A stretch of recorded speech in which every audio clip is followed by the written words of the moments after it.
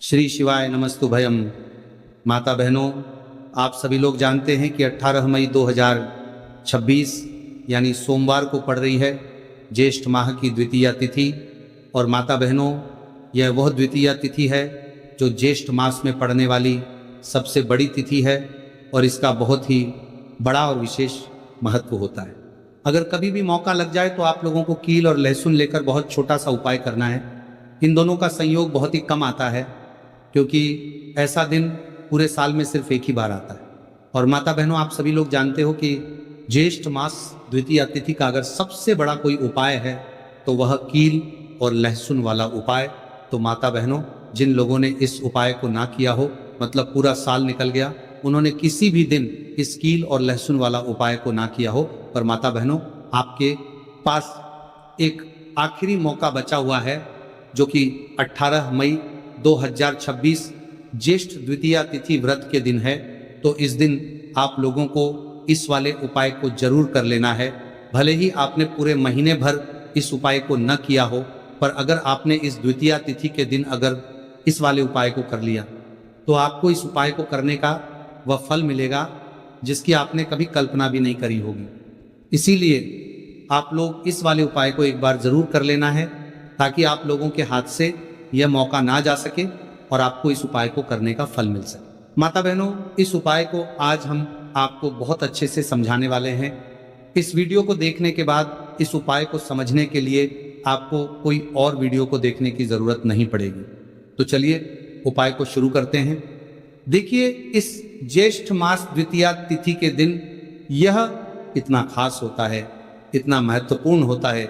देखा गया है कभी कभी बड़े बड़े पूजा पाठ अनुष्ठान से जो मनोकामना पूर्ण नहीं होते, वह ज्येष्ठ द्वितीया तिथि के दिन एक छोटे से उपाय करने से ही आपकी मनोकामना पूर्ण हो जाती है। और बहुत सारे लोगों ने इस उपाय को किया भी है और उनको इस उपाय को करने का फल भी जरूर मिला है। अगर आप लोग भी इस उपाय को करना चाहते हैं तो आप इस उपाय को पहले अच्छे से समझ लेना, सुन लेना, उसके बाद करना। आपको इस उपाय का फल जरूर मिलेगा और इस उपाय को कर लेने से आपके घर में चाहे किसी भी प्रकार की दुख और समस्या क्यों ना चल रही हो, आपको उसका कारण भी नहीं पता है कि भाई ये समस्या किस कारण से चल रही है। उसका कुछ भी कारण हो सकता है, जैसे पितृदोष हो सकता है या किसी भी तरह का मंगल दोष भी हो सकता है। तो इस दिन आप लोगों को ये वाला उपाय जरूर कर लेना है। ये एक ऐसा उपाय है जिस उपाय को अगर किसी विशेष दिन पर किया जाए तो भाई उस विशेष दिन का जो है वह तो हमें मिलता ही मिलता है, पर हमने उस दिन पर इस उपाय को किया है तो हमें उससे भी बड़ा फल मिलता है और फल बहुत जल्दी मिलता है क्योंकि आप इस उपाय को बहुत ही बड़े और विशेष दिन पर कर रहे हो। तो चलिए अब उपाय के बारे में बात करते हैं, लेकिन उससे पहले आप लोगों को यह जानना आवश्यक है कि आखिर ये उपाय किस समय करना है, किसको करना है और कैसे करना है। तो चलिए हम आगे आपको वीडियो में एक एक करके बता देते हैं। लेकिन उससे पहले अगर आप लोग हमारे चैनल पर पहली बार आए हैं या फिर मेरी आवाज़ आज पहली बार सुन रहे हैं तो हमारे चैनल को सब्सक्राइब जरूर कर लेना और इस वीडियो को लाइक करके कमेंट बॉक्स में श्री शिवाय नमस्तुभ्यं ओम नमः शिवाय जरूर टाइप कर देना। तो मेरी माताएं, इस कील और लहसुन वाला उपाय को हमें इस ज्येष्ठ मास द्वितीया तिथि के दिन कैसे करना है, किसको करना है, किस समय करना है और कहां पर करना है, ये सारे सवालों के जवाब आपको इस वीडियो में मिल जाएंगे। और जो ये वीडियो देखेगा भाई, उसको कील और लहसुन वाला उपाय जरूर करना चाहिए क्योंकि इस दिन कील और लहसुन का भी बहुत ही बड़ा और विशेष महत्व होता है। और बात आ जाए कील और लहसुन वाला उपाय की तो ये सोने पर सुहागा वाली बात हो जाती है और ये एक बहुत ही बड़ा उपाय हो जाता है इस द्वितीया तिथि का। तो अब माता बहनों, इस कील और लहसुन वाला उपाय को आखिर करना किसको है, सबसे पहले हम लोग वो बात जान लेते हैं। तो देखो, घर की जो बड़ी माताएं बहनें होती हैं, उन माताओं बहनों में से कोई भी एक बड़ी माता बहन इस वाले उपाय को कर सकती है। और अगर आप चाहे तो अपने घर में से सभी सदस्यों को भी इस उपाय को करवा सकते हैं। अगर किसी व्यक्ति की खुद की कोई मनोकामना है, खुद की कोई दुख और परेशानी है जो कि वो अपने लिए ही करना चाहता है, इस वाले उपाय को तो वह खुद अपने लिए भी कर सकता है। बाकी अगर कोई घर में से ऐसा है जो कि अपने पूरे घर परिवार की सुख और शांति के लिए ये वाला उपाय करना चाहता है तो भाई वो भी कर सकता है। उसमें भी कोई दिक्कत वाली बात नहीं है। कहने का मतलब ये है कि इस उपाय को हर एक सदस्य भी कर सकता है और पूरे घर परिवार के सदस्य के लिए घर की बड़ी माताओं बहनों में से कोई एक माता बहन भी कर सकती है। माताएं बहनें अगर घर में उपस्थित ना हो या ये वाला उपाय ना कर पा रही हो तो फिर घर का कोई बड़ा सदस्य भी इस कील और लहसुन वाला उपाय को कर सकता है, चाहे फिर वो पुरुष ही क्यों ना हो, उसमें कोई भी दिक्कत वाली बात नहीं है। उसके बाद में दोस्तों जो अगला प्रश्न निकल कर आता है वह यह आता है इस उपाय को लेकर कि आखिर इस उपाय को हमें किस समय करना है, सुबह के समय करना है कि शाम के समय करना है। तो देखो, इस वाले उपाय को आप लोग सुबह के समय ये भी कर सकते हो और शाम के समय प्रदोष काल में भी कर सकते हो। अब अगर आप पूछो कि गुरुजी सबसे उत्तम समय कौन रहेगा इस कील और लहसुन वाला उपाय को करने का, तो हम आपसे बस यही कहेंगे कि इस उपाय को आप सुबह के समय करेंगे तो ज़्यादा बेहतर होगा। बाकी अगर प्रदोष काल शाम के समय भी करेंगे तो भी अच्छा होगा, उसमें कोई भी दिक्कत वाली बात नहीं है। तो चलिए जानते हैं इस विशेष उपाय के बारे में। लेकिन उससे पहले एक प्रार्थना, अगर आप चैनल पर नए हैं तो कृपया चैनल को सब्सक्राइब अवश्य कर लें और वीडियो को लाइक करके कमेंट बॉक्स में जय श्री हरि विष्णु जी, जय माता रानी जरूर लिख दें, जिससे कि भगवान श्री हरि विष्णु जी और माता दुर्गा जी की कृपा सदैव आप और आपके परिवार पर बनी रहे और आपको कभी भी धन से संबंधित किसी प्रकार की कोई कमी ना आपको और आपके परिवार पर बनी रहे और कभी भी कमी ना होगी। आज का यह वीडियो बहुत ही खास होने वाला है क्योंकि सोमवार द्वितीया तिथि व्रत में किए जाने वाले 3 विशेष उपाय आज आपको इस वीडियो में बताए जाएंगे। यह उपाय आप अपनी समस्या के अनुसार कर सकते हैं। इन उपायों में आपको धन प्राप्ति के उपाय बताए जाएंगे, आपकी मनोकामना पूर्ति के उपाय बताए जाएंगे। जीवन में किसी भी प्रकार के संकट चल रहे हैं, समस्याएं चल रही हैं, तो उनको दूर करने के उपाय बताए जाएंगे। चलिए जानते हैं सबसे पहले और सबसे खास उपाय के बारे में। तो आज की वीडियो में ऐसा उपाय आपके लिए लेकर आए हैं जिससे आपके लाख या करोड़ों शत्रु भी परास्त हो जाएंगे और कभी भी लौटकर आपके जीवन में शत्रु नहीं आएंगे।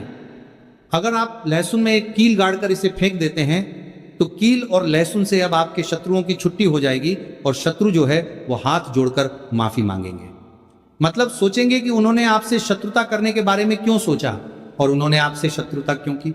अब देखिए, अगर गुप्त शत्रु भी हैं, क्योंकि देखिए गुप्त शत्रु जिन लोगों के होते हैं वह भी व्यक्ति को बहुत परेशान करते हैं, तब भी आप देखेंगे कि आपके जो गुप्त शत्रु हैं वो भी परास्त हो जाएंगे और सामने से जो आप पर वार कर रहे हैं उनकी भी आपके जीवन से छुट्टी हो जाएगी। कभी आपसे शत्रुता नहीं करेंगे, या मान लीजिए आपको पता ही नहीं है कि आपके शत्रु कितने हैं या कौन आपका शत्रु है, क्योंकि कभी कभी शत्रु जो है वो मित्र के रूप में भी आ जाता है, मतलब हमारा मित्र बनकर हमारे जीवन में आता है, जिन्हें पहचानना बहुत मुश्किल है। मान लीजिए आपको आपके शत्रु का नाम नहीं पता, ये भी नहीं पता कि शत्रु कितने हैं, ये भी नहीं पता कि शत्रु ताकतवर है और किस तरह से आपको कितना नुकसान कर रहा है, तब भी आप इस उपाय को करिए, क्योंकि अगर पावरफुल भी शत्रु है, बहुत ताकतवर है ना, या बहुत कुछ आपके ऊपर करा रखा है या कराने के बारे में सोच रहा है, समझ लीजिए कि उसका सभी कुछ किया कराया इस उपाय को करने से तुरंत दूर होगा।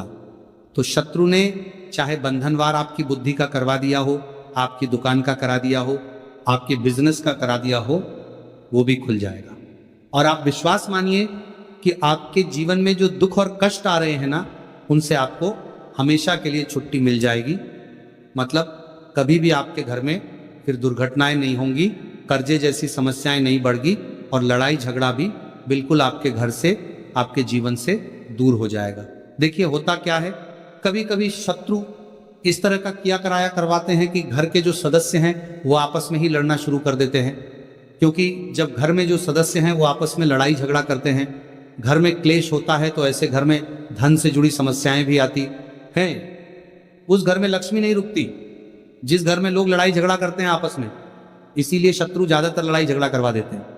दूसरी चीज कि जो व्यापारी होते हैं, जिनका अपना बिजनेस है, दुकान है, शॉप है ना, और सामने दूसरे व्यक्ति की शॉप है, दूसरे व्यक्ति का व्यापार है।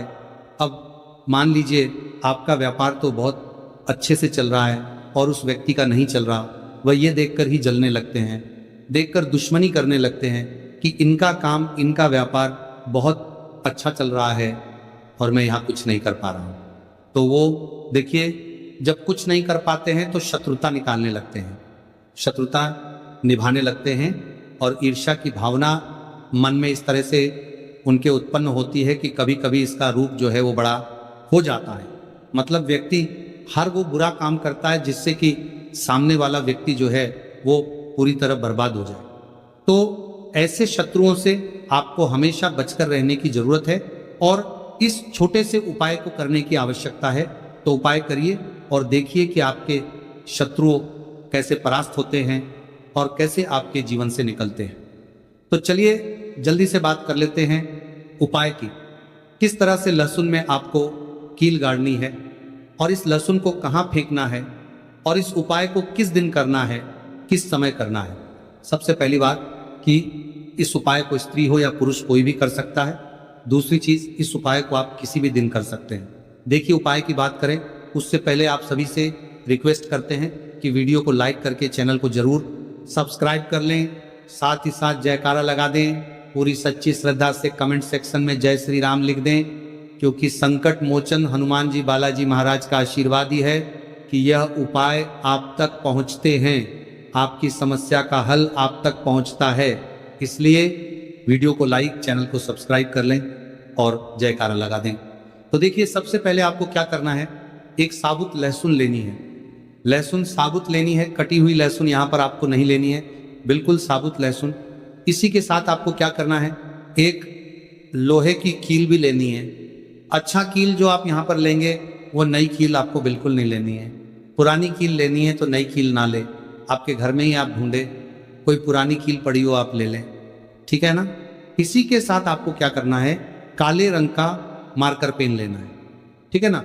मार्कर इसीलिए क्योंकि वो अच्छे से चल जाता है। यहाँ पर आप स्याही भी ले सकते हैं, स्याही से भी आप लिख सकते हैं। अब देखिए आपको करना क्या है, इन तीनों चीजों को लेकर आपको दक्षिण दिशा में फेस करके बैठ जाना है, अपने घर की दक्षिण दिशा में।